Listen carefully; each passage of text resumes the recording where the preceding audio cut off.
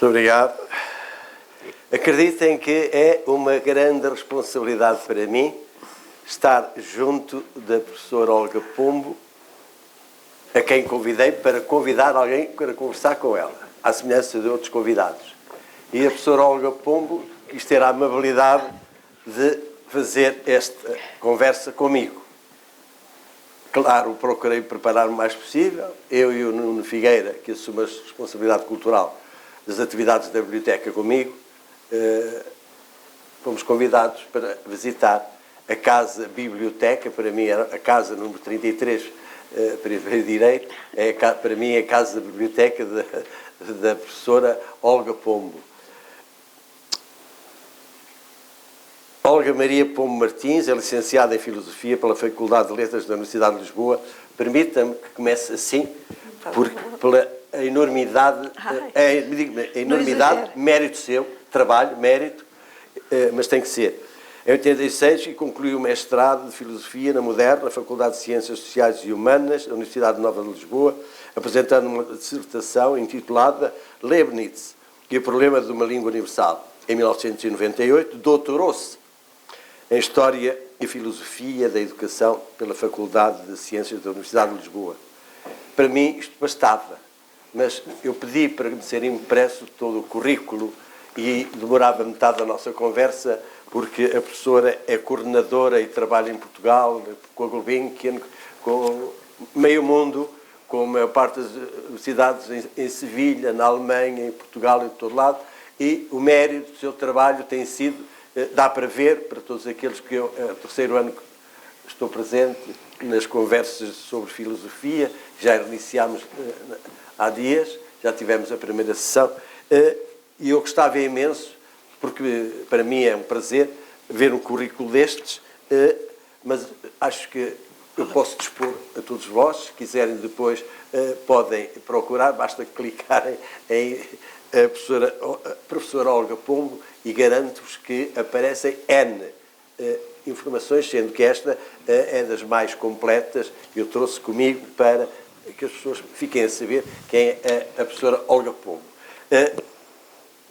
Permita-me que a trate por minha amiga, claro. Porque, de facto, o prazer de me ter convidado para a sua casa e ter mostrado o pormenor requinte das traseiras da casa da professora Olga Pombo, vê-se esse nosso espaço traseiro, temos a nossa esplanada, portanto é mesmo de frente a uma casa que todos conhecemos, que é o Ás de Comer, é uma das casas mais bonitas que para mim existe neste nosso bairro, para mim é o melhor bairro do mundo.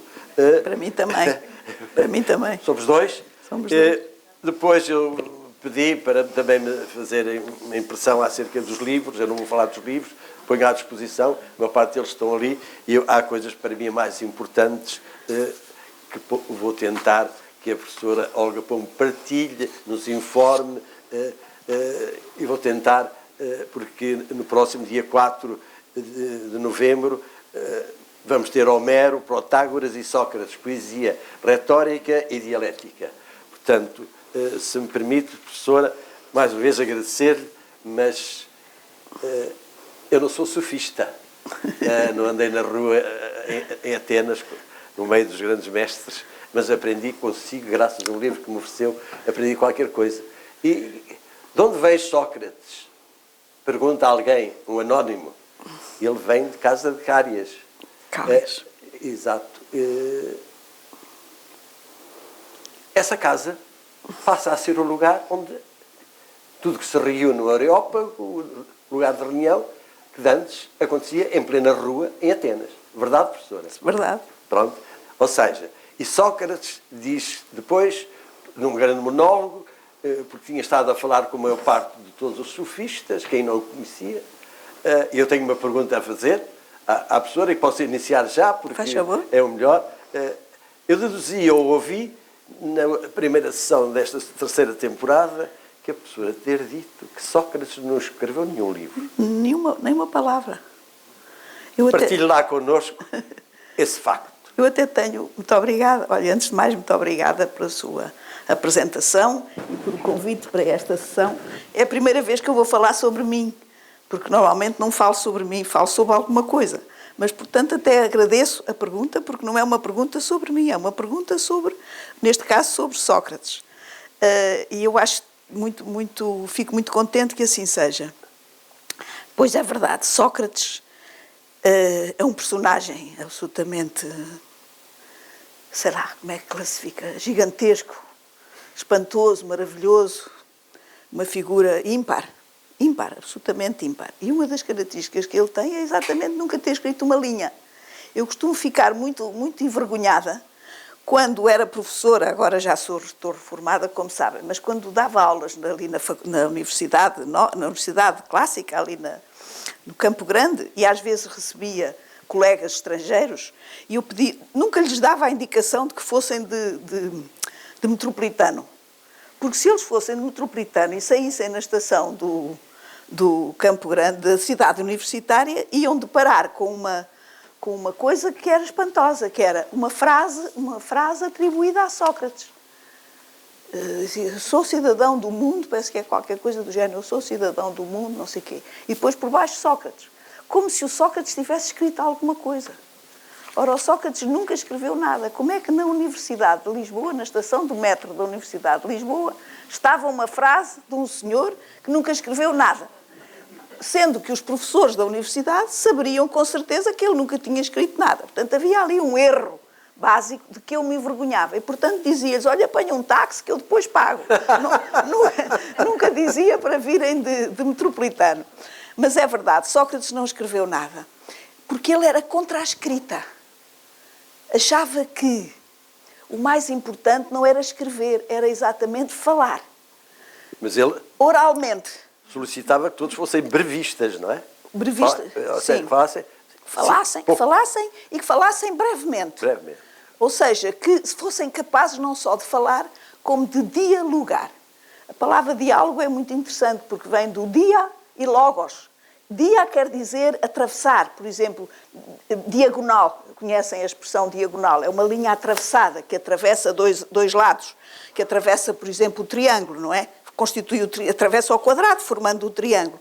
E, portanto, o diálogos é a mesma coisa, é o atravessamento do logos. E o atravessamento entre duas pessoas, ou entre mais pessoas. Portanto, Sócrates defendia, acima de tudo, a fala entre pessoas, a fala dialógica entre pessoas. E achava que, estávamos num momento muito especial da história da civilização mundial. Que Era Douro? É assim designada, não é? Era Douro. Sim, era Douro, mas não é esse momento que eu me refiro. Refiro-me ao facto de estarmos nesse momento a fazer a passagem entre aquilo que é uma civilização sem escrita para uma civilização com escrita. E Sócrates ocupa ali um lugar muito curioso, porque ele está nessa passagem e está contra aqueles que são a favor da escrita e a favor dos antigos, que são os que apenas falavam. Os grandes mestres clássicos, Homero, por exemplo, apenas dominavam a oralidade. E já estava, na altura, já havia gente que começava a escrever. Que já estavam a escrever. Os sofistas, por exemplo, estavam a escrever. E Sócrates era contra essa passagem, porque achava que cada um tinha que ser capaz de fazer prova física, corporal, daquilo que era. Portanto, escrever, eu até posso pedir a alguém para escrever e depois eu assino. Agora, falar é qualquer coisa que cada um de nós faz com a sua garganta, com a sua força pulmonar, com o sopro que lhe sai de dentro do corpo. E, portanto, para Sócrates era fundamental que cada um manifestasse aquilo que era e aquilo que sabia e aquilo que queria dizer, mas fizesse isso por si próprio, com a sua própria força, com a sua própria voz. Portanto, não escreveu uma linha. Felizmente, o grande discípulo dele, aquele que ele mais amava e aquele que o amava mais, ser discípulo é isso. É estabelecer com o nosso mestre uma relação de amor. Chamem-lhe o que quiserem, mas em última análise é de amor que se trata. E, portanto, o seu maior discípulo, Platão, fez uma coisa muito bonita, que inventou uma escrita que, no fundo, reproduzia o diálogo oral que o Platão tinha com toda a gente, aliás, com toda a gente. E se lermos as obras de Platão, elas são todas obras em diálogo e está lá sempre o Sócrates. E a maior parte dessas obras, pelo menos algumas, são obras que reproduzem, mais ou menos, nós não sabemos até que ponto reproduzem exatamente, mas reproduzem mais ou menos conversas, diálogos, que o Platão ouviu o seu mestre fazer com outras pessoas. Compreende? Compreendo. Portanto, o aluno, o estudante, o discípulo, mais do que aluno e estudante, o discípulo, aquele que segue. Porque o estudante não é o discípulo, são coisas um bocadinho diferentes, mas o discípulo põe em texto escrito conversas orais a que ele assistiu entre o Sócrates, que ele amava, e todas as outras pessoas com que o Sócrates falava. Porque é curioso a maneira filosófica, poética, com a professora utiliza a palavra com que ele amava. Sim, sim. A grandeza que está... Sim, mas não sabe o que é a filosofia? Vem de filos. Claro. Sabe o que significa filos? Significa amor. Pois. Amor à sabedoria. Como nós, portugueses, andamos tão longe, por vezes, da palavra. Claro. Temos quase vergonha de Quase dizer. vergonha. É verdade. Claro. É verdade. Falar em Sócrates, Protágoras aproveita-se dessa situação e é ele que era quase que uma abertura ao ensino, não é? É assim, o Protágoras era um grande senhor, era um grande sofista. Sofista, nós hoje por sofista entendemos um tipo que engana, que tem uma atitude negativa em relação às coisas, mas no tempo, nos gregos não, sofista quer dizer um sábio, um indivíduo que sabia muitas coisas. Porque reparem, pronto, agora não vou voltar para trás, senão nunca mais saímos daqui. Mas e transforma-se a conversa numa aula, coisa que eu não quero. Mas, dizia eu, era um sofista, um grande senhor, muito conhecido em toda a Grécia. Sabem que a Grécia, talvez por isso foi uma grande civilização, não era um Estado, era um conjunto de pequenos Estados, as célebres cidades-estados, não é? Em Atenas era de uma maneira, em Esparta era de outra, em Olimpo era de outra, em outras cidades era Esparta, etc. Portanto, e ele andava pela Grécia, por várias cidades, a ensinar aquilo que sabia. E com uma diferença muito grande, é que ele recebia dinheiro por isso. Num certo sentido, o Protágoras e outros sofistas foram os primeiros professores da história da humanidade. Porque, como profissão, ganhavam dinheiro com o seu ensino. Antes, um século antes, não era assim. Era completamente impensável pedir a um velho sábio que recebesse dinheiro pelos seus ensinamentos. Ele ensinava porque achava que tinha que ensinar, ou porque queria ensinar, ou porque amava os seus alunos. Mas nunca imaginava ganhar dinheiro com isso. Mas os sofistas aproveitaram essa mudança e começaram a receber dinheiro por isso. Resta dizer que Sócrates também nunca recebeu nenhum dinheiro. Nesse aspecto ele era como os sofistas, também não queria, ele era contra os sofistas, porque os sofistas pagavam e ele não queria. A filosofia é para continuar no dia 4 de novembro, professora. Sim, mas fez-me uma pergunta a que eu não respondi. A propósito do ensino, a atualização do ensino do Protágoras. Protágoras foi o primeiro professor. Que ele era ateu, ou agnóstico, propriamente dito. Também ele aparece descrito num livro seu como... É difícil, o ateísmo não existia na Grécia. O ateísmo é uma invenção muito recente. Uhum. Eles eram todos deístas, acreditavam todos em deuses. E não era só num, eram em vários deuses.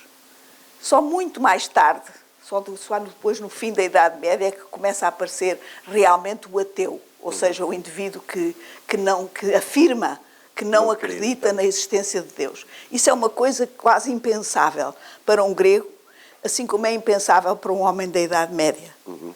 Mas é de facto Protágoras que incentiva o ensino social nas escolas e na sociedade. Nas escolas, ainda não havia escolas. Pois, ou seja, dar conhecimento daquilo que os sofistas sabiam, sim, e era só verbalmente, sim, e é da casa onde depois se reúnem, Ou seja, espalhar o conhecimento, no fundo, era... Sim, aliás, a Casa de Cálias é muito interessante assinalar esse aspecto, porque a Casa de Cálias funciona quase como uma escola, mas ainda não havia escola. Exato. Se você entrava numa cidade daquelas e tinha os templos maravilhosos, a Afrodite, a Atena, o Partenon, etc., etc., tinha templos, tinha uma casa muito grande para o governo da cidade, tinha lugares de exercício físico, ginástica, e de desporto, muitos lugares de desporto, que hoje nós chamaríamos de desporto, que eles chamavam simplesmente ginástica. Mas não tinha nenhum edifício para a escola. Não havia escola. A casa de Cálias, Cálias era um senhor rico de Atenas, tinha uma grande casa e recebia lá as pessoas. E então havia lá uma espécie de escola. Uma espécie. Mas não era uma escola ainda. As pessoas não pagavam nada, entravam, saíam, não havia horário, reuniam-se ali, ele ainda oferecia qualquer coisa para comer e, sobretudo, para beber, parece que bebiam muito bem, e a conversa gerava-se e toda a gente aprendia e havia sempre quem ensinasse alguma coisa, quem aprendesse e quem ensinasse. Mas não havia propriamente escola, percebe? Depois a ideia de escola vai ser depois constituída por Platão. A professora, no seu livro Protágoras, diz que ele incentiva, não cria, apenas incentiva o desejo de espalhar o conhecimento que já se adquire e aquilo que a sociedade vai tendo, um modo de vida social, no fundo a palavra é essa, que está nesse livro, e portanto, é o princípio. É, porque sabe, os jovens naquela época, ao contrário de hoje, os jovens naquela época tinham uma curiosidade absoluta. Queriam saber tudo. Tinham saído de um mundo onde as respostas já estavam feitas, as respostas já estavam dadas. E eles tinham as perguntas. Estes jovens tinham imensas perguntas que queriam colocar. E o Protágoras responde, o Protágoras e os outros sofistas ganhavam dinheiro justamente porque havia muitas pessoas que queriam aprender coisas novas. E quando eles entravam ao pé do Protágoras, perguntavam sempre: ó Protágoras, o que é que tu tens de novo para nos ensinar? Porque o que eles queriam era aprender coisas novas. E o Protágoras representa é um representante desse tipo de trabalho, compreende? Muito bem. Mas são muitas coisas. a professora, além de filosofia, também escreve. E a poesia também existe em obra poética sua. Posso-lhe ler qualquer coisa? Creio que é a sua autoria. Sim, um livro. Quem me dera, sim, quem me queria. Não, este livro é dedicado ao Senhor de Trindade, que eu fotocopiei de um livro de poesia em sua casa. Vou ler. Mas esse é da minha mãe. Pronto, então da sua mãe.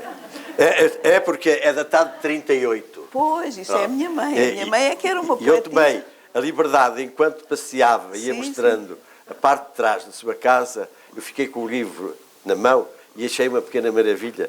Faltava-me esse pormenor, porque é muito bonito, porque diz assim, está aqui projetado: quem me dera, sim, que bem queria, ver de ti bem afastada essa tal melancolia que a vida me traz minada.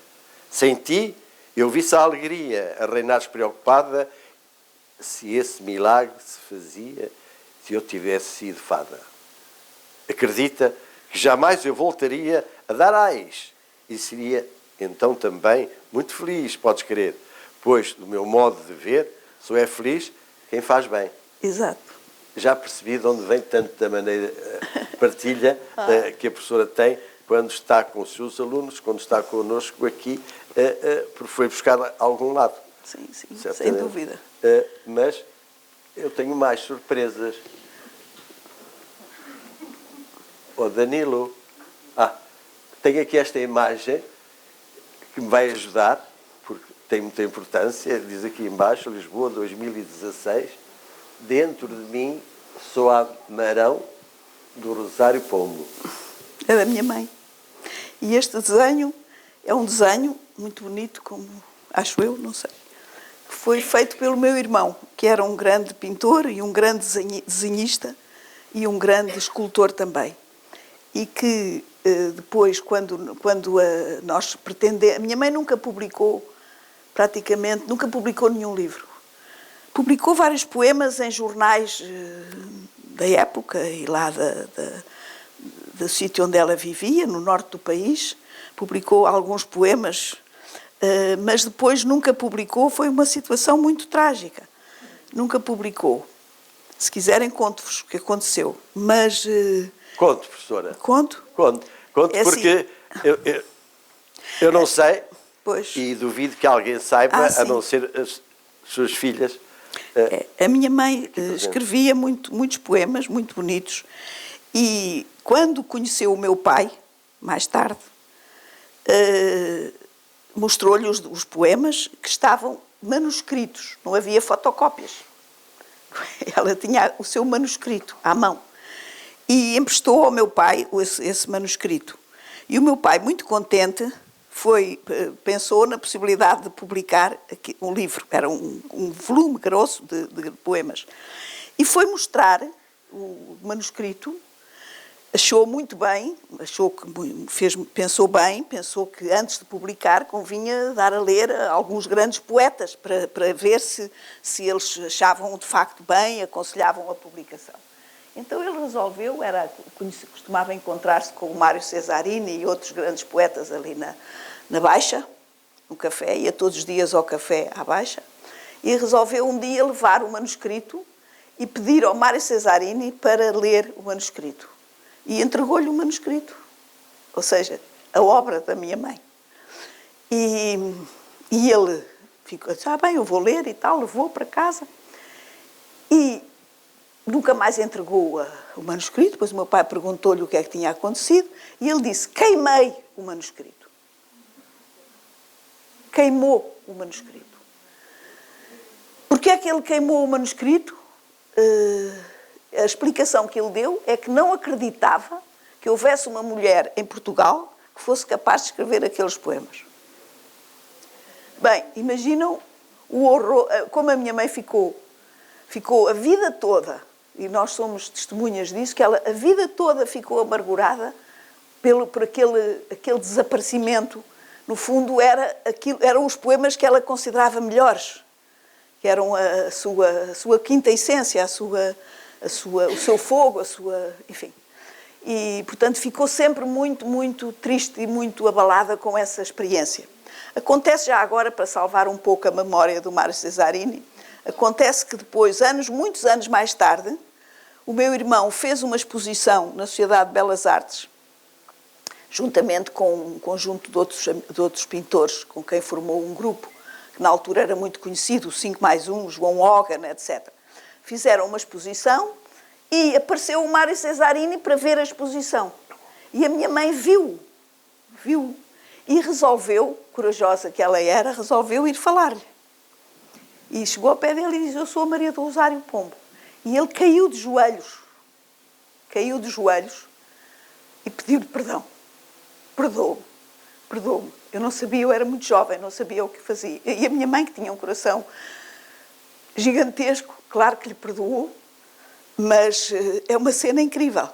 Toda a gente viu, várias pessoas me disseram, testemunhas, que viram o Mário Cesarini de joelhos à frente da minha mãe, a chorar, a pedir-lhe perdão por ter rasgado os poemas dela. De qualquer maneira, foi um ato bárbaro e que a minha mãe sofreu muito com isso. Portanto, depois dela morrer, foi pena não ter sido antes, mas enfim, foi depois dela morrer, eu e as minhas filhas, sobretudo a Catarina, resolvemos publicar os poemas que ainda restavam, os que estavam publicados nos jornais, e alguns que ela tinha nos caderninhos, e que não eram considerados, que ela não considerava os melhores. E juntámos isso tudo, foi a Catarina que passou tudo à máquina, e fizemos uma seleção, e juntámos umas fotografias e fizemos um livrinho, que era este.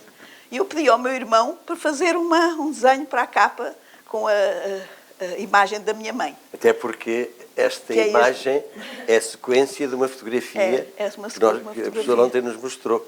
Eu dei-lhe a fotografia. Exato. E ele, em 10 minutos, fez este belíssimo desenho que aqui está. Aliás, também nos mostrou a mim e ao Nuno Figueira obras do seu irmão. Sim, sim. Não é? Feitas em que material? Ele era pintor. Mas havia Também aquelas era imagens- escultor. Fazia em poliéster. Poliéster. Fez várias coisas em poliéster, que estão em alguns museus, etc. Longe de mim querer melindrar a sombra e não, passado. eu tive muita sorte, mas sabe? eu, para mim, acho que a imagem de Cesarini de joelhos em frente à sua mãe, para nós é uma imagem que vai ficar, toda a gente, ninguém sabia. Sim. Mas portanto, é assim, é um acontecimento histórico, no fundo. Sim. Pouco conhecido, muito pouco conhecido. Porque todos nós respeitamos Mário Cesarini. Claro. Mas, quer dizer, neste caso eu tenho que respeitar a sua mãe, não é? Pelo facto, Sim. foi um mero acaso que eu disse que podia. Aliás, eu não surrupiei, não fotocopiei, sem pedir autorização. Pedi autorização à professora Olga, se podia, escolhi por mero acaso, e abri o livro 2 vezes e aconteceu sair sempre este mesmo poema. E, portanto, só escolhi este, porque sabia que podia abrir a alma um pouco poética da professora Olga Pombo. Mas, e a poesia para si o que é? É um escape? É obrigatório? Não, eu nunca escrevi poesia. E leitura? Ler, sempre li. Há aqui várias pessoas da minha idade. Quando nós tínhamos 12 anos, já sabíamos de cor muita poesia do Fernando Pessoa. Uhum. E não só do Fernando Pessoa, de muitos poetas. O ensino naquela altura era extremamente elitista, como sabe, só meia dúzia de meninas é que entravam nas escolas, nos cursos liceais, a grande maioria ficava de fora, ou então ia para as escolas técnicas, havia essa ruptura horrível. Mas aquelas como eu, que, enfim, tinham acesso ao liceu, ao chamado liceu, tinham um bom ensino, e um bom ensino de literatura. E nós fazíamos uma coisa que hoje já ninguém faz, que é aprender de cor os poemas, saber de cor. E eu sabia imensos. E costumava, por exemplo, quando havia festas de anos, etc., eu declamava sempre uma série de poemas que sabia de cor. Ainda sei 2 ou 3, mas muito poucos. Mas na altura sabia muitos de cor. Qual é um dos que sabe de cor? Mas agora não sou capaz. É preciso um bocado de concentração. Mas ainda sei alguns. Mas sabia muitos de cor. E gostava muito, lia muito. Também tive sorte porque tive um grande amigo que depois... Aos 12 anos já teve um amigo? Muitos amigos. Pronto, éramos uma geração de gente politizada, culta, bem educada, e que estava escandalizada com o que se estava a passar à nossa volta. Percebíamos imediatamente que que éramos maltratados em termos políticos e tínhamos uma grande vontade de colaborar no futuro melhor, na possibilidade de um futuro melhor. E não era só eu, era eu e era um grupo. Nesta sala estão 2 ou 3 pessoas desse grupo. Que bom que é. É, muito bom. Que eu agora reencontrei ao fim de muitos anos. Porque diga? Para a memória futura não fica nenhum poema Não, acho que não sou. Tenho medo de não ser capaz já. Mas a professora não gagueja. Pois, mas sou capaz da memória me falhar já. Mas havia uma coisa que se chamava geração, haviam grupos. Quando se era jovem, estava-se integrado com outros jovens. Infelizmente, hoje, como sabes, as jovens... Qual foi o liceu que frequentou? Maria Amália. Vaz de Carvalho, é assim. Sim, mas havia uma coisa chamada Associação dos Estudantes do Ensino Liceal. E, portanto, esses estudantes encontravam-se uns com os outros em determinados momentos. Era Comissão para a Associação dos Estudantes do Ensino Liceal. CPA, LL, não sei o quê. E, portanto, as pessoas não estavam isoladas. Não falavam com amigos virtuais, falavam com amigos de carne e osso. E entendiam-se com ele e discutiam com eles e também brincavam com eles, também recitavam poesia com eles, também no fundo, ouviam tudo música. Isso era academismo, não é? No fundo. Bom, a palavra academia tem várias conotações, Pois, não é? mas, no sentido positivo que é... No sentido grego é. Exato. No Já que sentido- estamos na Grécia, vamos Sim, bater por aí. o sentido não grego é. Exato. É na académia. No tempo corporativo não era. Pois, no sentido corporativo não Já era. não. Mas eram grupos de estudantes que se reuniam e que tinham atividades comuns, literárias, políticas, culturais. Sei lá, depois aparecia, por exemplo, depois apareceu o Zeca Afonso, imagine quando apareceu o Zeca Afonso. Toda uma geração que vibrava até sei lá o quê com o Zeca Afonso, não é? Íamos ouvir o Zeca Afonso, que estava ali a cantar ao pé de nós e que não se lembrava das músicas. Olha, ele não se lembrava das músicas. Tinha sempre alguém que lhe mostrava um papelinho com a música. Mas mesmo assim estava longe e ele engasgava-se e não sabia a música e dizia outra coisa parecida. Era um personagem, o Zeca Afonso, e havia muita gente que eu ia ouvir, uma vez na Faculdade de Ciências, outra vez na cantina da Universidade Universitária, outra vez não sei aonde, na Casa dos Estudantes do Império, etc., e que andavam por Lisboa, que se conheciam, que andavam por Lisboa, formavam grupos importantes, e de onde nasceu depois muita gente, de onde apareceu, onde se formou muita gente, que depois veio a ter papel político muito importante. Eu sou ligeiramente mais velho que a professora. Só um Não ano. lembra-se certamente dessas... Pois, eu ia falar eu fiz a tropa em Angola e nós cantávamos José Afonso em zonas de guerra. Pois. Juntávamos aqueles que fazíamos academismo no sentido Sim. grego da coisa, Sim. e havia um que cantava tal e qual como o José Afonso, o Vítor Reis, e agregávamos ali as pessoas no meio do mato, porque era a zona onde só se ia, isto é em Zala, onde só se ia de coluna blindada ou de avião, mas eu não vim para falar de mim, vinha só a propósito do Zeca Afonso. A propósito do Zeca Afonso, ele esteve aqui. Eu quando me casei muito cedo, com 18 anos, e quando me casei vim viver para Campo de Ourique. E o meu marido, pai da minha filha mais velha,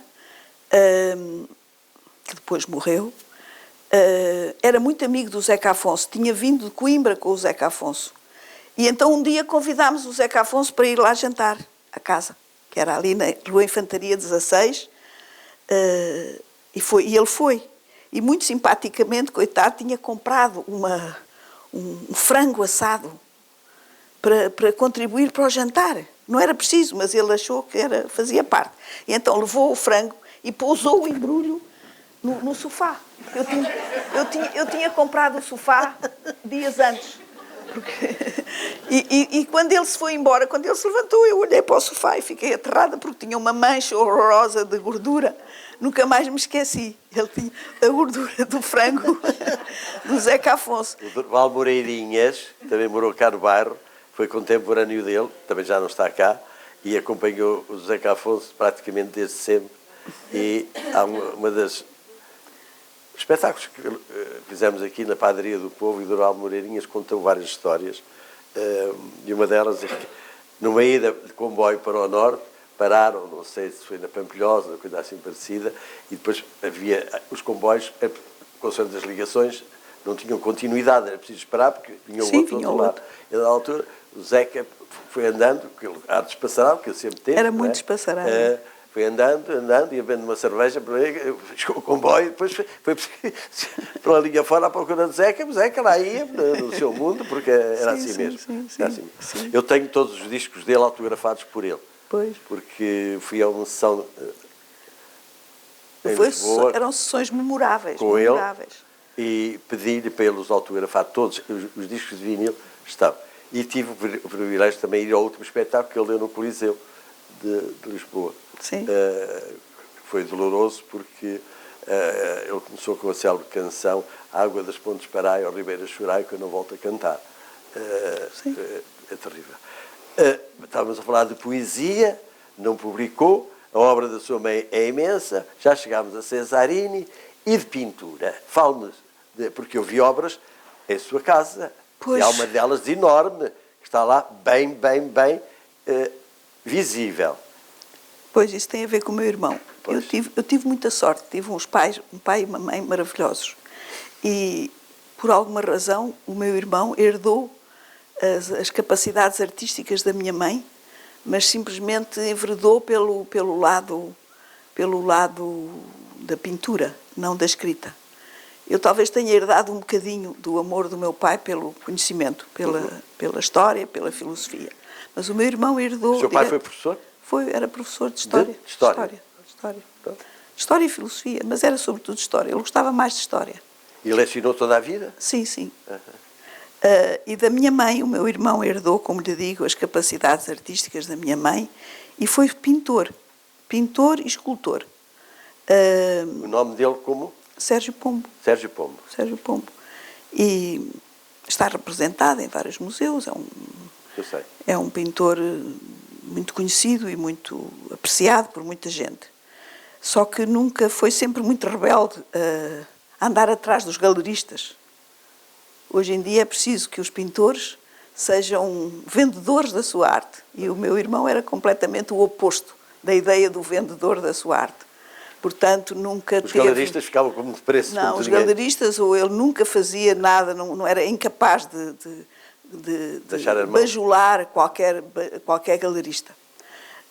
Portanto, acaba por não ter a projeção que eventualmente merecia por essa razão. Mas esperemos o tempo é sábio e logo se vê. Eu acho que ele é um grande pintor.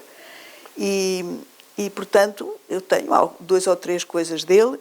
Ele depois casou também com a Teresa Magalhães, que também é pintora, também tenho um quadro muito bonito dela. Enfim, tenho convivi um bocado com os amigos que ele tinha, que eram grandes pintores, como o João Hogan e o Guilherme Parente, etc.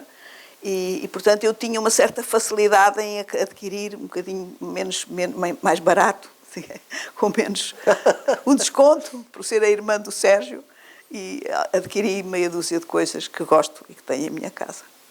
Porque a visita que ontem, a visita guiada à sua casa, que o Nuno Figueira, ainda estás aí, Nuno, fizemos, foi para nós deliciosa, porque a casa da professora tem um chão maravilhoso, permita-me dizer isto, não é?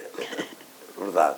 E depois, olha-se em volta, eu saio de uma biblioteca aqui, entro numa biblioteca aqui, mas entro na casa da professora Olga Pombo e vejo uma biblioteca do chão ao teto, e todos os recantos, como o Nuno Figueira ontem, olhando, disse, estás a ver aquele recantozinho, até fizeram um bocadinho para as prateleiras, os livrinhos até cima. E depois, todas as obras, porque também mostrou a coleção de livros que herdou do seu pai, certamente, né? Sim. Porque pela maneira como os livros estão associados, agregados e expostos, é uma casa com vida, felizmente. Depois tem muita luz, porque tem umas janelas bem vidradas. Das janelas e da casa da professora Olga Pombo, vê-se o as de comer, a frutaria, os vizinhos, os passeios, quem passa na rua. No fundo, está-se na rua convivendo quase com as pessoas, não é? E como tem janelas de vidros de boa qualidade, não há ruído, não há barulho. Também devo isso à minha mãe, ao meu pai. Sim, porque eu comprei esta casa com dinheiro que herdei deles. Pois. Portanto, cada vez que estou lá, sinto-os por lá. Exato. Sinto é uma maneira de os honrar. De lhes dar vida, não é? Sim. Muito bem. A professora sempre gostou de ensinar? Sempre. Começou a ensinar filosofia com que idade? Casou aos 18, já fixei. Casei aos 18. E casei aos 18 anos. Eu faço ideia. Já agora, permita-me dizer uma coisa. Casou aos 18 anos e foi de lua de mel para onde? Nós éramos... Está a ver. Mas plateia, além de curiosidade, também se sabe sorrir. Pois, nós éramos muito rebeldes. Não éramos contra essa ideia da lua de mel e não sei mais. Já é essa altura? Sim, éramos muito rebeldes. Passaram o tempo fechados no quarto? Não. Pronto. Não tivemos propriamente uma lua de mel. Fomos ao Algarve. Pronto. O Algarve naquela altura também demorava-se. Era longe. Para a Serra do Caldeirão. Parava-se para comer um cozido à portuguesa num restaurante famoso aqui a meio de não sei quando. O Canal Caveira, obrigado. Ou então ia-se para Santiago do Cacém. Já não me lembro como é que era, mas não me lembro como é que fomos. Mas lembro-me de ir. E foi para o Algarve para onde? Eu conheço não sei, não me lembro, já não me lembro. Albufeira, Lagos... Não, eu acho que era ali ao pé de Mantarrota. Não sei se está aqui. Mantarrota ainda hoje em dia é uma praia famosa. Foi Mantarrota, acho que era Mantarrota. Por outras questões, às vezes, não é? Mas é uma zona bonita, sim senhor. Tudo bem. A pergunta... Eu já vou daqui um bocadinho, eu vou permitir que a Assembleia partilhe connosco, mas a pergunta começou com que idade? Quer dizer, não oficialmente, comecei a dar uma coisa que se chamava explicações. Dei imensas explicações. Para ganhar algum dinheirinho? Sim, porque eu estava casada, não tinha emprego, tinha que estudar, e repare-se, naquela altura os jovens queriam ser independentes. Queriam ter a sua vida, não queriam o dinheiro dos pais. Nem queriam viver em casa dos pais. Não, embora eu adorasse os meus pais, mas queria ser independente, queria fazer a minha vida. Portanto, hoje em dia as coisas estão muito diferentes, não é? Os jovens mantêm-se em casa até muito tarde e aceitam receber dinheiro dos pais, até aos 30 anos, 40 anos, ainda andam a receber dinheiro dos pais. Não. Eu tinha orgulho em me sustentar, autossustentar. E, portanto, o meu marido também tinha o seu trabalho, e eu dava explicações. Era aluna da faculdade e dava explicações. E dei muitas. De tal maneira que fiquei farta. Não quero mais explicações. Nunca mais depois quis explicações. Individuais ou coletivas? Não, era individual. E depois comecei a dar aulas assim que acabei o curso. A minha filha nasceu em 1970 e eu comecei a dar aulas logo a seguir ela nascer, passado uns 2 ou 3 meses. Em 71, comecei em 71 no Maria Amália. Foi uma situação bonita, porque fui substituir a minha professora de filosofia. E ela lembrava-se bem de mim. De modo que tivemos uma cena engraçada. Ela entregou uma caderneta, não sei se sabem, se lembram o que era a caderneta. Era aquele objeto estranho, que no fundo muito punitivo, com que nós olhávamos para o professor e tínhamos medo da caderneta. Porque os professores assentavam na caderneta aquilo que nós respondíamos bem, punham uma cruzinha mais, se respondíamos mal, punham um sinalzinho menos.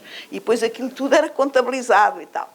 E esta minha professora, de quem eu também gostava muito, foi a professora de filosofia, depois, quando me viu a substituí-la, veio-me entregar a caderneta dela. A sua caderneta? Dela. Dela? Para mim, como quem entrega um legado.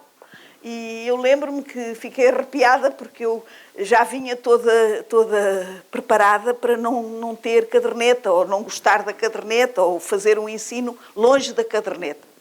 E assim foi. Depois fui durante uns anos, estive ali no Maria Amália. E usou caderneta a partir daí? Não, havia um uso obrigatório, porque a pessoa tinha que tomar nota dos exercícios dos alunos e tal, mas não usava a caderneta daquela forma punitiva que antes usava, que é as faltas, o respondeu bem, respondeu mal. Não, isso nunca usei. E depois até fazia questão do seguinte, fazia questão de não marcar faltas aos alunos. Acho bem. Sempre fiz isso. Acho muito bem. E mesmo depois, mais tarde... Os alunos reconhecem mais tarde ou mais cedo. Nunca marcava faltas. Nunca marquei faltas, nem nunca fiz a chamada. Até houve uma cena engraçada, posso contar? Pode, claro. Isso já foi no Vocês estão de acordo da maneira como a professora eu estou a deixar... Porque, de facto, é uma lição de vida, de uma parte de nós, a falar dela própria. A iniciar o ensino. Quando fui para o Pedro V, portanto, eu estive uns anos no Maria Amália e depois fui fazer o estágio para o Pedro V. E depois fiquei professora efetiva no Pedro V. E nessa altura eu fazia questão de não fazer a chamada, no princípio da aula. Portanto, quem estivesse estava, eu nem olhava se estava, se tinham faltado, se não tinha faltado, não me preocupava com isso. E um belo dia aparece o diretor de turma, não sei se as pessoas da minha idade lembrar-se-ão, era o professor responsável por aquele ano, por todas as turmas daquele ano, que aparece com a sua bata, entra na sala, pede licença para entrar e faz a chamada. Faz ele a chamada aos meus alunos. Porquê? Porque constava que eu não fazia chamadas. E, portanto, ele queria apanhar-me e fazer depois queixa de mim porque eu não cumpria as ordens e não fazia a chamada. Isto foi, já lhe digo, deve ter sido... eu sei muito bem, foi em 73. Foi quase em cima de Foi 74. até muito engraçado. Ele entrou, fez a chamada e estavam todos os alunos presentes. A partir desse momento, ficou entre mim e os alunos, havia uma relação de ferro. Porque eles olhavam para mim, eu olhava para eles, nunca falámos sobre o assunto. Mas sabíamos que estávamos juntos, numa mesma... E a partir desse dia, então? Sim, a partir desse dia foi... Ainda hoje sou amiga de alguns. Ele saiu encavacado, não é? Porque, afinal de contas, eu tinha O termo é feliz, ó professor. Exato. Desculpe lá à volta. E até, eu sei que foi em 73, porque passados pouco tempo, deve ter sido em 74, porque passado muito pouco tempo eu encontrei-o, já depois do 25 de Abril, e olhei para ele... Não estava preso. Ele até era um homem simpático. Olhei para ele e ele vinha de cravo vermelho. E eu disse, o senhor de cravo vermelho, mas que surpresa, eu imaginava-o noutro sítio, eu imaginava-o noutra situação. E ele sorriu e tal, pronto, a coisa ficou assim. Há uma canção com essa mesma, cravo vermelho ao peito, a todos, fica bem. Exatamente. Lembro perfeitamente, era o senhor, até me lembro do nome dele, mas não vou dizer, era um senhor que era professor de matemática. E nesse dia eu tive uma conversa dura com ele sobre isso. Com que então queria-me apanhar e ele disse, mas você deu-me uma grande lição naquele dia. Porque tinha lá os alunos todos e eu fiquei especado. Ele foi sincero. As coisas acontecem a quem tem que acontecer. Ele foi sincero. Depois até ficámos, enfim, amigos. Ele foi sincero. E quando foi o dia 24 de abril de 1974... Onde é que eu estava? Estava na Rua Infantaria 16. Eu morava como solteiro na Rua Infantaria 16, 96 também. Eu morava no 53, mesmo ao pé do quartel. Mesmo, ao pé do quartel, E pelo outro lado, exato. do lado de cima. Recebi um telefonema por volta das 6 da manhã e pedi vivia comigo uma senhora que tomava conta da Patrícia enquanto eu ia dar aulas, e eu disse, olha, tu ficas aqui a tomar conta da menina porque eu agora vou-me embora. Eu tenho que ir-me embora, não posso estar aqui. E toma conta e tal. Lembro-me que ainda fui comprar não sei o quê de comida, já estava a rua cheia de gente, já havia pessoas a oferecer café aos soldados do quartel que estavam cá fora. Uhum. E estive ali um grande bocado a ouvir, a falar com as pessoas, etc. E depois parti para o Largo do Carmo e para a Baixa, para assistir àquilo que nós desejámos durante tanto tempo. À noite, a televisão a preto e branco foi anunciada a primeira Junta de Salvação Nacional. Onde é que viu? Em casa? Eu acho que vi em casa. Não, porque eu não estive em casa à noite. Fiquei muito tempo fora de casa. Não sei a que horas regressei, mas não devo ter regressado a horas de ver a televisão. Acho que até que nem tinha televisão. Pois, acredito que acho que nem tinha. Acho que não tinha. Muita gente não tinha. E no 1º de Maio, o que é que fez? Sabe que eu faço anos no 1º de Maio. Que maravilha! E é o dia dos meus anos. Várias pessoas me telefonam, tenho esse gosto, porque é um dia especial, não é? Pois é. E várias vezes cheguei à casa da minha mãe, que fazia sempre uma festinha quando eu fazia anos, e eu chegava à casa da minha mãe toda pintada de azul. Sabe o que é? Havia uns carros que tinham uma tinta azul que lançavam sobre as pessoas. Sim. É quando das manifestações, sim. para marcar aquela tinta que nunca mais saía. Eu não sei o que é isso, depois sei. Eu várias vezes cheguei a casa toda pintada de azul, a escorrer aquela tinta, e a minha mãe logo muito aflita e tal, pronto, mas alguns convidados, que eu dizia adeus e ia-me mudar, ia tomar banho, ia mudar de roupa, lembro perfeitamente. Mas no dia 1º de Maio, nesse dia foi um dia fantástico, como sabe. Lisboa foi das cidades mais felizes do mundo. Foi uma felicidade. Todos saímos à rua, foi de qualquer modo. Foi um dia muito, muito importante, não só em termos políticos gerais, como também para mim. Foi um dia muito bonito, que era o dia dos meus anos. Exato. E que eu as aulas depois, como é que foi? Não, pois fui sempre professora de liceu. Não. no dia 26 foi dar aulas. Eu fui ao liceu no dia seguinte. Era aí que eu queria chegar. Fui. Eu era funcionário público, trabalhava na emissora nacional e, como não era na Rua do Queiras, era em São Marçal, os militares esqueceram-se que havia um outro local de trabalho, que era o posto principal, era a Rua do Queiras. Só 3 dias depois é que ocuparam a Rua de São Marçal. Mas... Desculpe. Sim. Vou ter que desligar isto. Ai, que coisa. Mas tem uma música bonita. Não, desculpa.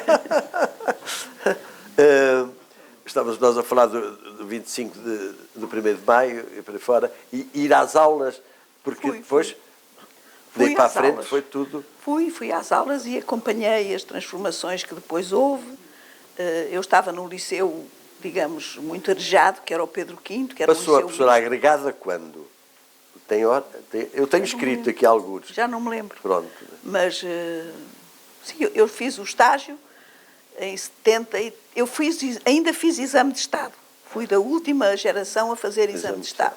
No Liceu Camões, um grande grupo de pessoas, enorme, vinham de todo o país fazer um exame, que era o final do estágio, o exame escrito. Sim. E aquele exame era muito importante porque a nota determinava depois a colocação. E ainda fiz exame de Estado. No ano seguinte, já foi o 25 de Abril, já acabou-se imediatamente o exame de Estado, já não havia exame de Estado para ninguém, mas eu ainda fiz. Os seus pais eram vivos já à data? Eram. Do 25 de Abril? Eram. E a reação deles?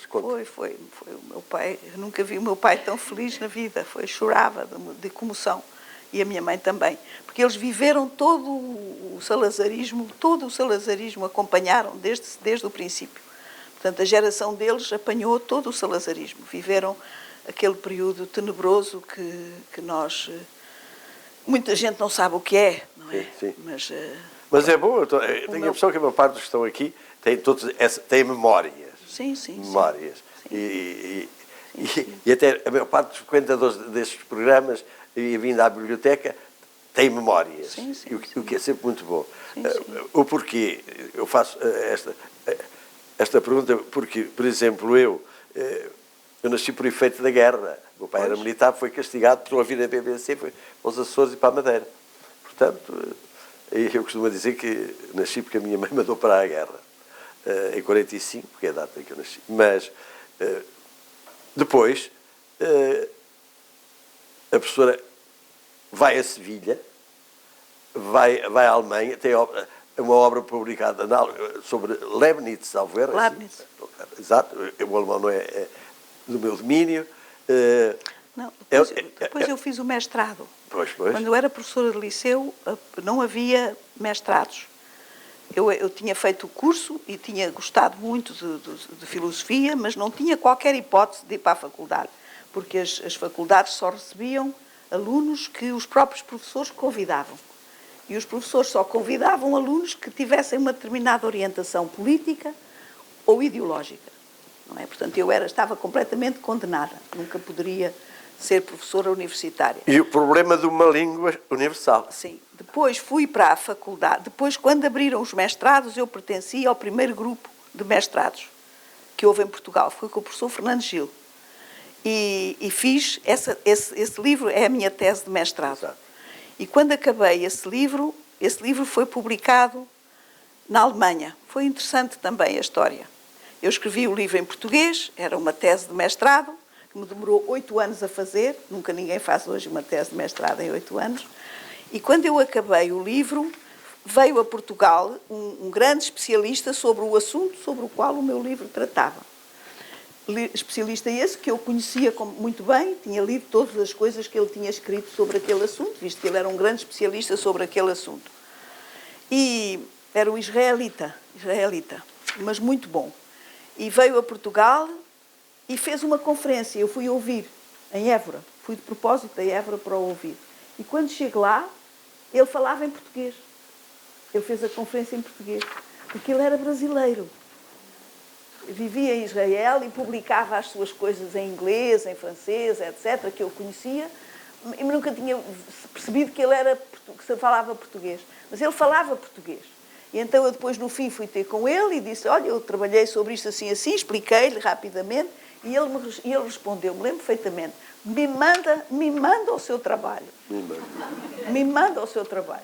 E eu, enfim, lá, fiz uma fotocópia de um calhamaço de folhas e mandei aquilo para Israel e pronto, passou o tempo, ele nunca mais disse nada. E eu pensei, bem, nem sequer leu, não se interessou, ou não gostou, ou qualquer coisa assim. E um belo dia recebi uma carta desse professor, que eu não conhecia de parte nenhuma, não é? Pessoalmente, só conhecia as coisas dele, a dizer que tinha gostado muito e que ia recomendar a publicação do meu trabalho na Alemanha. E assim foi. Tive que pedir uma bolsa para traduzir o trabalho. Se fosse hoje, metia no ChatGPT e acabava, traduzia rapidamente, mas naquela altura não. Tive que fazer foi muito trabalho a traduzir aquilo. Tudo à máquina, não é? Não havia computador. Tudo à máquina, traduzir, tudo. E depois traduzido foi publicado na Alemanha. Com stencil primeiro, não é? Depois foi publicado em inglês na Alemanha, de uma portuguesa.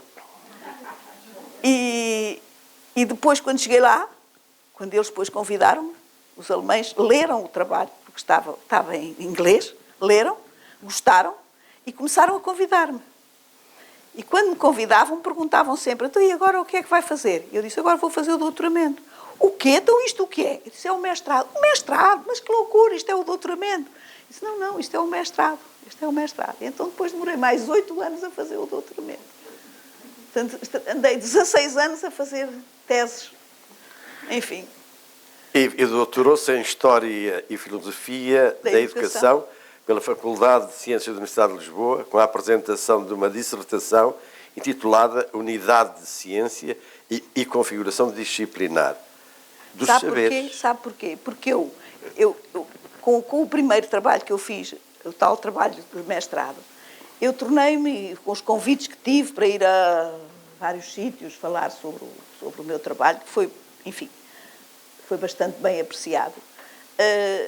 Eu era uma especialista em Leibniz, mas na Faculdade de Ciências não estavam nada interessados no Leibniz. E eu era lá professora, portanto eu tinha que inventar um doutoramento que pudesse se interessar às pessoas da Faculdade de Ciências e para o qual eu tivesse alguma preparação, compreende? Se eu pudesse fazer sobre Leibniz, eu teria feito um segundo livro sobre Leibniz. Como não podia fazer sobre Leibniz, inventei um tema que era leibniziano na sua raiz, mas que pudesse interessar àquelas pessoas. Foi o tema da unidade da ciência. E depois percebi que eles aceitaram bem o tema, etc. Portanto, é um tema de raiz leibniziana, mas que tem um aparato já ligado à filosofia da ciência, etc. E foi interessante porque depois esse doutoramento deu origem a vários livros. Um deles sobre interdisciplinaridade. É um dos que está aqui também, de facto. E, curiosamente, esse livro sobre interdisciplinaridade tem sido muito lido, porque não havia nada escrito sobre isso e tem sido muito lido. 2006. Sim, tanto em Portugal como no Brasil. E, portanto, eu muitas vezes sou conhecida por causa da interdisciplinaridade. Quando, de facto, o meu real interesse não tem tanto a ver com a interdisciplinaridade, mas tem a ver com o Leibniz, de facto. Esse é que é o meu real interesse. Os seus amigos alemães depois não leram o seu doutoramento? Os meus amigos alemães queriam que eu fosse para lá. E ofereceram-me uma bolsa Humboldt. E eu não aceitei, porque tinha 2 filhas pequeninas. Lembro perfeitamente. E o professor que me foi em Constance, uma vez, um professor que me disse, mas você pode vir para cá trabalhar comigo, não sei o quê. E eu disse, mas eu não posso. E ele olhou para mim e disse, você sabe o que está a fazer? Sabe o que está a fazer ao recusar uma bolsa Humboldt, que era uma bolsa de grande prestígio? Eu disse, eu talvez não saiba, mas eu não posso fazer de outra maneira. Tenho 2 filhas pequenas. E vim para Portugal. E fiquei ligada estão à ambas Faculdade aqui, não de Ciências. Estão ambas aqui. Fiquei ligada à Faculdade de Ciências e tive que fingir que não era uma especialista em Leibniz. Tive que andar sempre a fazer algumas coisas que interessavam à Faculdade de Ciências e que justificavam a minha estadia lá e, ao mesmo tempo, a manter alguma relação com os leibnizianos, nomeadamente com o tal professor de Israel. Falava brasileiro. Falava brasileiro e que era um homem magnífico, uma pessoa extraordinária, que depois, infelizmente, quem eu vinha ficar muito amiga e que agora, infelizmente, já morreu, mas que estaria muito, muito indisposto com tudo o que se passou recentemente em Israel, o que se está a passar. Estaria muito, muito indignado com tudo o que se está a passar. Mas era um homem superior e a quem eu devo muito, nomeadamente, devo o ter publicado o meu livro lá. Porque o meu livro estava destinado a ficar na prateleira. Compreende? É isso que acontece a maior parte dos portugueses. Professora, É ficarem na prateleira, ninguém os lê. Não há crítica. Ontem, em sua casa, eu e o Nuno Figueira ouvimos uma história e que a professora disse, eu não gostava de falar nisto, mas eu acho que é fundamental a professora contar essa história. Qual a história? A história, um senhor em Portugal, entenderam por bem que a professora... Porque já passou. Pois, mas é bom que as pessoas fiquem a saber a memória, como há pouco ali o colega falava.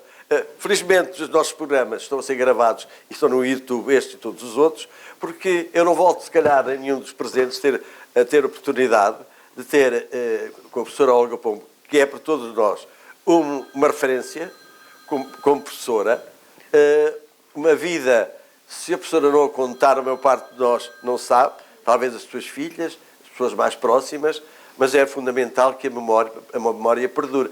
E acho que essa memória, nos dias que estão a acontecer hoje em Portugal, deve ser... Permita-me lembrar isto, mas conte-nos lá, assim, de modo tão leve, como tem sido... A questão é esta. Porque é que eu, tendo feito uma tese sobre Leibniz, fui parar à Faculdade de Ciências? Eu já expliquei que, uma vez na Faculdade de Ciências, já não podia continuar a trabalhar exclusivamente sobre Leibniz. Tinha que ir ao encontro dos interesses da Faculdade de Ciências. Mas a pergunta é, porquê é que eu fui para a Faculdade de Ciências? E a resposta é muito simples. Eu fui para a Faculdade de Ciências porque vi um anúncio no jornal, abre-se concurso para não sei o quê, e eu concorri e fiquei. Agora, porquê é que eu aceitei este concurso? Porque, entretanto, quando eu acabei de publicar o livro, fui convidada para várias vezes para ir à Alemanha, falar do livro e a outros países. Inclusivamente, houve uma vez, tive esse gosto, foi um dos dias mais felizes da minha vida. Tive uma reunião na Alemanha sobre o meu livro, com cerca de 10 ou 15 pessoas, já não posso garantir, entre 10 a 15 pessoas, todas elas tinham lido o livro, professores em várias universidades alemãs, todos tinham lido o livro e estiveram o dia todo a discutir o meu livro, comigo presente. Portanto, foi uma alegria, uma discussão muito boa e excelente.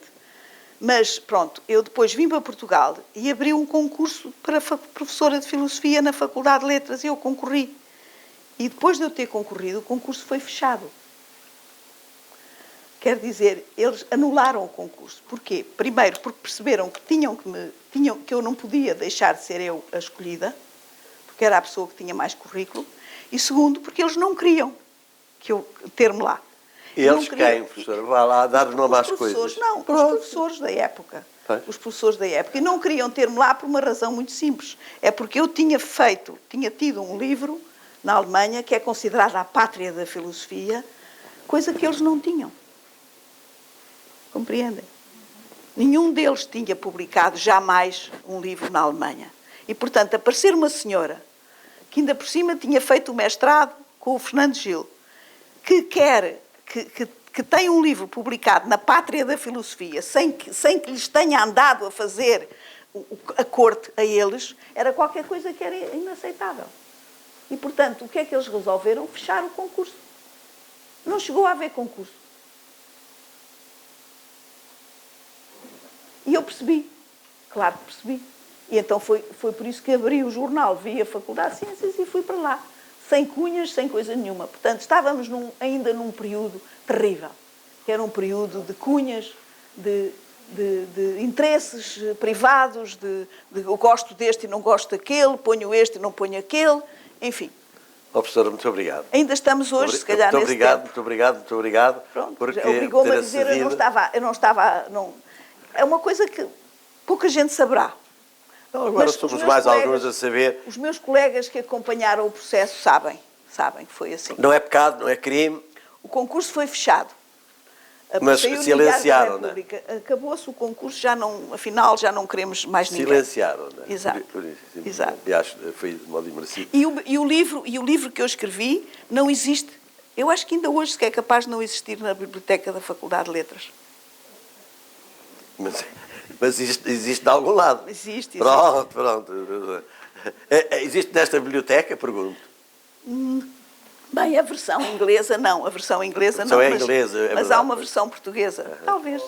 Está ali. Não podemos chamar o Mário Cesarino para queimar. Não, já não. Era poesia. Aqui neste caso é filosofia. Enfim, eu não estava a pensar falar sobre isso, mas enfim, já que pediu. Para Fica mim, feito o testemunho, sim, senhor. É importante um testemunho que, se não for a professora a contá-lo, ninguém vai chegar, assim como... Aliás, as pessoas com quem isso aconteceu já nem sequer lá estão e, portanto, já não estou nem os nomes indico, portanto, não, nada disso. Mas são eras que a professora viveu, que uma parte das pessoas que estão aqui viveram e percebem perfeitamente. Eu creio que as suas filhas saberão. Portanto, de maneira que já somos bastantes a saber. Queria lhe agradecer. Agora, se quiser, se a professora me permitir, Danilo, arranjavas um microfone e punhas à disposição da plateia, se alguém de vós quiser, entretanto, partilhar com a professora Olga Pombo uma ou duas questões, não muito, porque o tempo, para termos todos depois também, quiserem consultar os livros, e depois há um porto de honra que estará ali para todos estarmos juntos mais um bocadinho. O meu nome é Jorge. Por favor, o pai chegou a conhecer Cipriano Dourado? É uma curiosidade, podia-lhe ter perguntado noutra. O meu pai? Pois. Não sei. O Cipriano nasceu em 1920. O pai nasceu em que ano? O meu pai é de 18 ou 16. 18. Não, o meu pai é de 14.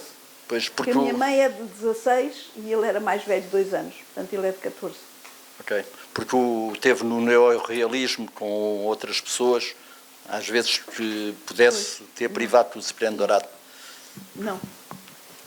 Era o arquiteto, não é? O arquiteto. Sim. Pois. Eu, antes de mais, queria felicitá-vos e agradecer a partilha que tiveram connosco, mas queria pôr aqui uma quadra da época que se insere muito no que a professora teve a contar. Neste cantinho da Europa há um país encantador, onde se pinta de azul os que não são da mesma cor. É verdade. É verdade. Bom, mas não foi nada. Não foi, era... Conhecia, não?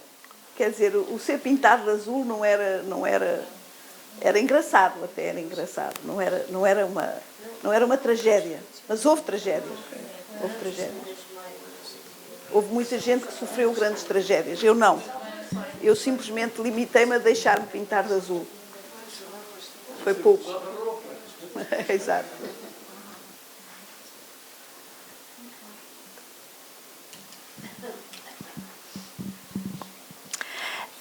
Eu chamo-me Ana Paula Silva, sou licenciada em Matemática e fiz o mestrado em História e Filosofia das Ciências com a professora Olga Pombo.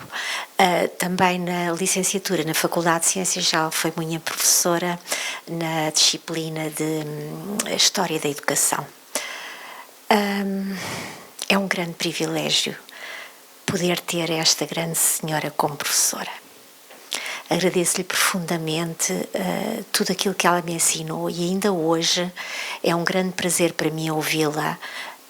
E há pouco, quando mencionou as palavras sobre Platão e Sócrates, sobre a questão dos discípulos, o meu percurso foi feito muito tarde, portanto eu não fiz um percurso normal de juventude, de me licenciar, filo muito mais tarde, e ainda há bem pouco tempo, quer dizer, há bem pouco tempo, já não vai há muito pouco tempo, mas acabei então o meu mestrado e publiquei a minha tese, e eu estava muito cansada já e decidi não continuar, até porque sou mais das ciências, embora depois tenha feito de facto a tese na filosofia, mas tenho este respeito e este grande amor pela professora Olga Pombo e realmente tenho pena que o nosso país não dê valor ou suficiente valor às pessoas que merecem. Mas, obrigada, Ana Paula. Mas sabe, no fim das contas, o que conta é a amizade que se tem de algumas pessoas. O resto não tem grande interesse. Mas essa amizade de antigos alunos e de amigos, isso é verdadeiramente aquilo que conta. Portanto, agradeço as suas palavras, é só isso. Mas não estou preocupada com isso, de facto. Enfim, é isso. Portanto, não faltou de certeza a nenhuma aula. Garantidamente, não é? Porque, pronto, eu também fui, sei perfeitamente, pronto. Foi uma aluna brilhante, fez um trabalho, era estudante de matemática. Os meus alunos eram todos ou matemáticos, ou físicos, ou biólogos. Nunca tive alunos de filosofia. Nunca tive alunos filósofos. O que é uma coisa esquisita, não é? É. Porque falo muitas vezes para filósofos, convidam-me para fazer conferências com filósofos, etc. Mas professora nunca fui. E às vezes dizem-me que enfim, há algumas pessoas que me dizem que gostam daquilo, da maneira que eu tenho de ensinar, e eu penso que tem a ver com isso. Porque, como eu não falava para pessoas que não tinham formação filosófica, os meus alunos, eu era obrigada a explicar claramente as coisas, com um esforço de clareza, que muitas vezes, se tivesse sido só professora de filósofos, dizia, olha, como diz Kant, como diz não sei o quê, eles já sabiam e eu escusava de estar a explicar. Assim explico tudo. E explico tudo o mais possível. Tento explicar tudo. Tento trocar tudo por miúdos. E isso talvez seja uma das razões que leva a que algumas das pessoas, algumas até estão aqui presentes, depois têm a amabilidade no fim de me dizer, eu gosto muito, percebo tudo. Eu disse, que bom, percebe tudo. Porque eu tenho esse hábito, esse vício. Há uma frase, um verso do Sérgio Godinho diz isso, com um brilhozinho nos olhos. A pessoa, tudo o que faz é mesmo com um brilhozinho nos olhos. Está no rosto, sinceramente. Todos nós que estamos aqui no dia-a-dia, ainda hoje, vê-se que gosta do que faz, ama o que faz, e para si as pessoas são mais importantes do que todo o resto, não é? Sim, é isso. Enquanto todos aprendemos, para mim é uma vivência, eu partilho mais ou menos desses mesmos hábitos. Aprendi também a ter que lutar e fui educado com esses mesmos hábitos. Porque o desamor não leva a lado nenhum. Ninguém vai, sozinho também não se vai a lado nenhum. É uma frase que eu gosto muito. E estar aqui por vezes com a professora, o professor Correia Jesuíno, que é uma pessoa muito estimada, que aproveito, posso informar desde já que será a próxima pessoa convidado à conversa com, que estará aqui no lugar da professora Olga Pombo, porque este tipo de evento nós praticamos desde há muito tempo, procuramos sempre alternar com um elemento masculino, um elemento feminino. Eu acredito e sou levado a crer que nada virá depois do dia que aconteceu há dias, pode trazer qualquer coisa que venha a dizer ou a limitar a programação da biblioteca. Mas nessa altura estaremos cá todos nós a saber e dizer, pronto, alguma coisa aconteceu, mas também não acredito. Quer falar, professor, por favor? O microfone, dá o microfone. Está a senhora ali? Não, eu queria falar.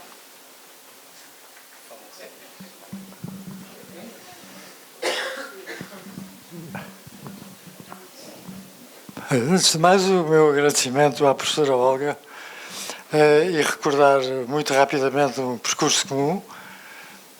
Eu conheci a professora Olga precisamente na altura em que ela referiu do mestrado com o professor Fernando Gil. Nós temos uma diferença de idades grande. Eu sou mais velho, tenho mais 20 anos.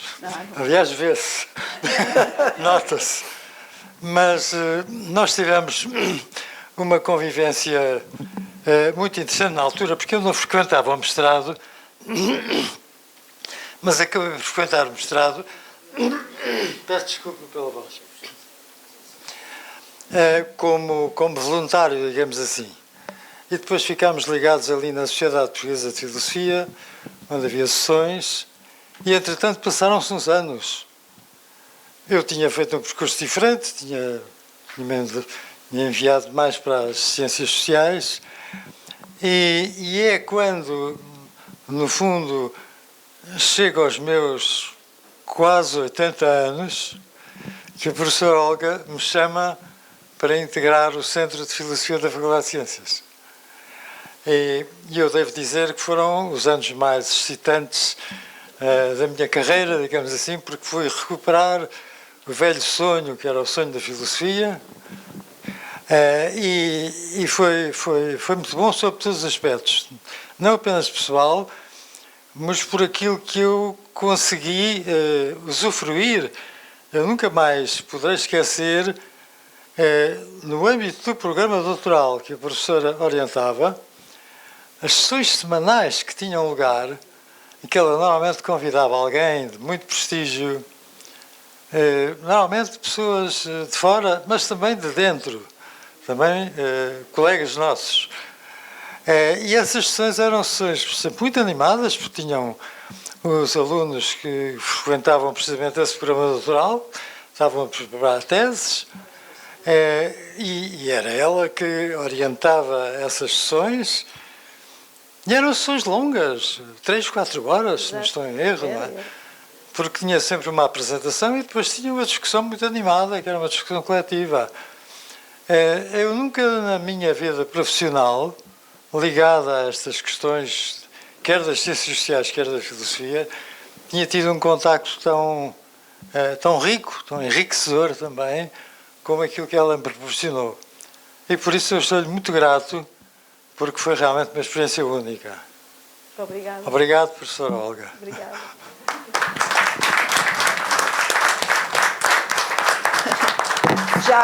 Já agora que estamos em fase de contar coisas um bocadinho, enfim, ásperas, convém dizer que esse programa doutoral, eu concorri a um programa doutoral em Portugal, que era pago por fundos europeus. Havia 30 mil pessoas a concorrer e só havia muito poucos lugares, muito poucas posições. O nosso programa ficou em primeiro lugar e o júri internacional dizia no weaknesses, sem falhas.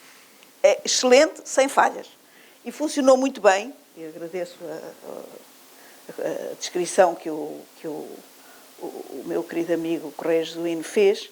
Tínhamos um seminário semanal, que funcionava 4 horas por semana, em que estavam reunidos todos os professores e todos os alunos, e em que se discutia a sério. Pois esse programa doutoral acabou por ser excluído, acabou por ser recusado, como é que se chama? Extinto. Acabou por ser extinto por uma instituição chamada A3Es, que considerou que aquele seminário não era adequado. E o que é a A3Es? A A3Es é uma associação que ainda existe, que serve para avaliar os trabalhos que se fazem na faculdade. E então eles foram avaliar e verificaram que aquele seminário não funcionava bem, porque em vez de reunir os professores todos e os alunos todos, devia ser os professores de uma coisa, os professores de outra, os professores de outros, separados. Não podia ser junto. E o que dava a riqueza ao seminário era o facto de estarmos todos juntos. Era isso que animava, que dava riqueza, tinha a ver com uma coisa chamada interdisciplinaridade, que essas pessoas não sabem o que é. E, portanto, reprovaram o programa.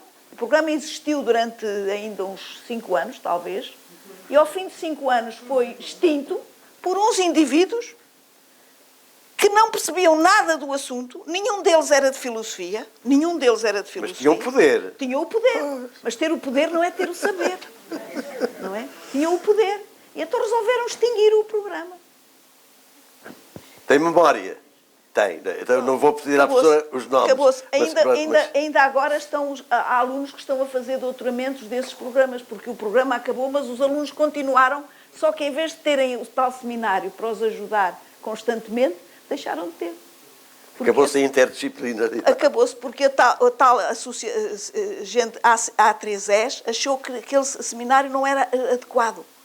Porque devia haver um seminário separado conforme as disciplinas. Pronto, chapou. Eles andam por aí. Eles andam por aí. Já agora era um programa cultural com mais de 30 alunos. Pois, era com mais de 30 alunos, raríssimo, que tinha bolsas, que atribuímos 20 bolsas pagas pela FCT, que era um luxo impressionante, os alunos tiveram bolsas. Tudo isso graças ao mérito do programa, mérito internacional, mas que aquela pequena comissão de 3 indivíduos portugueses achou que não tinha mérito. E teve continuidade mesmo durante a Covid. Sim. Que o seminário era conduzido online. Enfim, faz parte da vida. Professora, eu queria lhe agradecer muito. Obrigada. Muito mesmo, Obrigada. sinceramente. E felicitá-la pela carreira bonita, felicitá-la pela partilha que teve connosco, desde os seus pais, a sua história, o seu casamento tão novo, a perda da poética da sua mãe, a sua mãe de joelhos. Não era ela que estava de joelhos. Cesarina de joelhos em frente à sua mãe, apesar de tudo a recuperação tentada e feita pelas netas, tudo isso, a luta que a professora teve, apesar de nunca desistir. A palavra que utilizou há pouco, do casamento com o seu marido, nós éramos rebeldes. Éramos. Eu fixei. Pronto, nunca perca, por favor, essa faculdade, porque se a perder, perde todo o encanto. Porque o brilhozinho nos olhos está mesmo nessa parte Pode-me trazer, por favor? Queria entregar, fazemos a todos os convidados, uma pequena lembrança, pode pôr em casa, que é o cartaz. É o cartaz. Está dentro de uma moldura, para que a data não se esqueça assim, no meio de um livrinho fica bem. Não sou assim tão narcisista. Não, mas para nós é fundamental, porque todas as pessoas que convidamos temos para com ela sempre esse cuidado. E agora? Muito obrigada.